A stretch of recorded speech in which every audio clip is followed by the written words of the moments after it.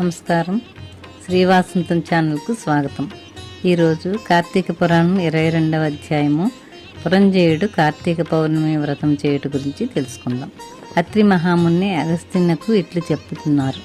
పురంజయుడు వశిష్ఠుల వారు చెప్పిన ప్రకారము కార్తీక పౌర్ణమి రోజున శుచి అయి దేవాలయంకు వెళ్ళి శ్రీమన్నారాయణ్ణి షోడశోపచారములతో పూజించి శ్రీహరిని గానం చేసి సాష్టాంగ నమస్కారం చేసి సూర్యోదయం కాగానే నదికి పోయి స్నానమాచరించి తన గృహమునకు అరిగిను. అట్టి సమయంలో విష్ణు భక్తుడకు ఒక వృద్ధ బ్రాహ్మణుడు మెడ నిండా తులసీమాలలు ధరించి పురంజయుని సమీపించి, రాజా, విచారింపకము, నీవు వెంటనే చెల్లా చెదురయ్యున్న నీ సైన్యంను కూడదీసుకుని యుద్ధ సన్నద్ధుడివై నీ శత్రురాజులతో పోరు సల్పుము, నీ రాజ్యము నీకు దక్కును అని దీవించి అదృశ్యుడయ్యను. ఇతడెవరో మహానుభావుని వల్లే ఉన్నాడు అని ఆ వృద్ధుని మాటలు నమ్మి యుద్ధ సన్నద్ధుడై శత్రురాజులతో ఘోరముగా పోరాడెను. దెబ్బతిని క్రోధముతో ఉన్న పురంజయుని సైన్యము దాటికి శత్రురాజుల సైన్యములు నిలవలేకపోయినవి. అదీను కాక శ్రీమన్నారాయణుడు పురంజయుని విజయానికి అన్ని విధములా సహాయపడెను. అంతయు శ్రీమన్నారాయణ మహిమయే కదా. ఆ యుద్ధములో కాంభోజాది భూపాలురు ఓడిపోయి పురంజయ రక్షింపుము రక్షింపుము అని కేకలు వేయచు పారిపోయేది. పురంజయుడు విజయం పొంది తన రాజ్యమును తిరిగి సంపాదించెను. శ్రీమన్నారాయణుని కటాక్షమునకు పాత్రులైన వారికి శత్రుభయము కలుగుతుందా? విషం త్రాగినను అమృతమే ఎగును.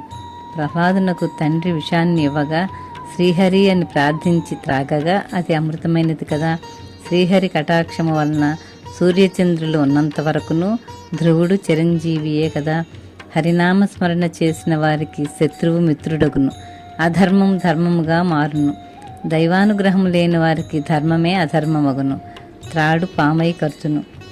కార్తీక మాసం అంతయు నదీ స్నానం అనరించి దేవాలయంలో జ్యోతిని వెలిగించి దీపారాధన చేసినచో సర్వ విపత్తులను పటాపంచలగును, అన్ని సౌఖ్యములు సమకూరును. విష్ణుభక్తి కలిగి శ్రద్ధతో ఆ వ్రతమాచరించు వారికి ఏ జాతి వారికైనా పుణ్యము సమానమే.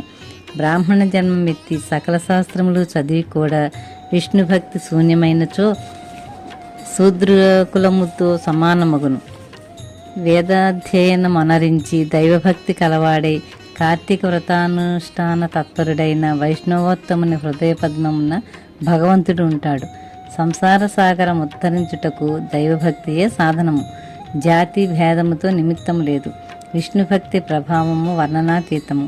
వ్యాసుడు, అంబరీషుడు, సౌనకాది మహారుషులు, ఎందరెందరో రాజాధిరాజులు కూడా విష్ణుభక్తిచే ముక్తి నొందిరి. శ్రీహరి భక్తవత్సలుడు, సదా పుణ్యాత్ములను కంటికి రెప్పవలే కాపాడుచుండును. ఎవరికైనా శక్తి లేని ఎడల వారు తమ ద్రవ్యమును వెచ్చించి అయినను మరి ఒకరి చేత దానధర్మములు వ్రతములు చేయించవచ్చును. శ్రీహరి భక్తులు అన్యోన్య సంబంధీకులు. అందువలన లోకపోషకుడు భక్తరక్షకుడైన ఆదినారాయణుడు తన భక్తులను సదా సంపదలను సంగి కాపాడుతుంటూ ఉంటాడు. శ్రీమన్నారాయణుడు సర్వాంతర్యామి, 1000 సూర్యభగవానుల తేజస్సు కలవాడు, నిరాకారుడు, నిర్వికల్పుడు, నిత్యానందుడు, నీరజాక్షుడు, 14 లోకములను తన కుక్షియందు ఉంచుకొని కాపాడుచున్న ఆదినారాయణుడు.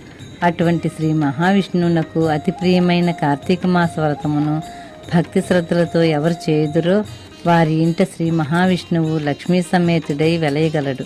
ఆ ఇల్లు సిరి సంపదలతో కలకలలాడును. కార్తీక మాసంలో శుచి అయి పురాణ పఠనము చేసినచో పితృదేవతలు సంతసించెదరు, వారి వంశమంతయు తరించును. ఇది ముమ్మాటికి నిజము. ఇట్లు స్కాంద పురాణాంతర్గత వశిష్ఠ ప్రోక్త కార్తీక మహాత్మందలి 22వ 22వ రోజు పారాయణం సమాప్తము. ఓం నమః శివాయ. ఎవ్వని గరునింప నిశ్చయించితి వాని అఖిల విత్తంబునే నపహరింతు. సంసార గురు మద స్తబ్దుడై ఎవ్వడు దెగడి లోకము నన్ను ధిక్కరించు. అతడెల్లకాలంబు అఖిలయోనుల యందు బుట్టుచు దుర్గతి బొందు. పిదప విత్త వయోరూప విద్యా బలైశ్వర్య కర్మ జన్మంబుల గర్వముడిగి. ఏకవిధమున విమలుడై ఎవ్వడుండు వాడు నా కూర్చి రక్షింపవలివాడు. స్తంభలోకాభిమాన సంసార విభవ మత్తుడై చెడనొల్లడు మత్పరుండు అని శ్రీ మహావిష్ణువు ఇట్లా చెప్పి ఉన్నారు.